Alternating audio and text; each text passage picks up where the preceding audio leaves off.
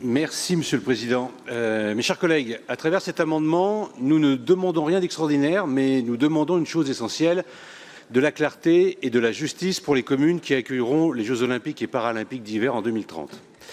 Car derrière les grandes images, derrière les cérémonies, derrière la vitrine internationale que représente un tel événement, il y a des maires, des conseillers municipaux, des agents territoriaux et parfois de très petites communes de montagne qui devront faire face à des dépenses bien réelles.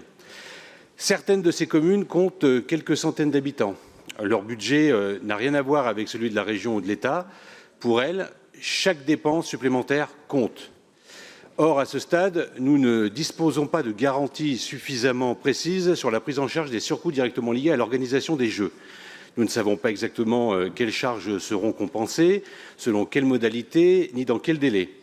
Notre amendement repose donc sur un principe simple. Aucune commune ne doit être pénalisée financièrement parce qu'elle participe à un événement dont l'ambition, la gouvernance et les retombées dépassent largement son échelle. L'accueil des Jeux doit être une opportunité pour les territoires, pas un risque budgétaire supplémentaire. Nous demandons donc que la région s'engage clairement à identifier, suivre et compenser intégralement les surcoûts directement liés à l'organisation de l'événement pour les collectivités concernées.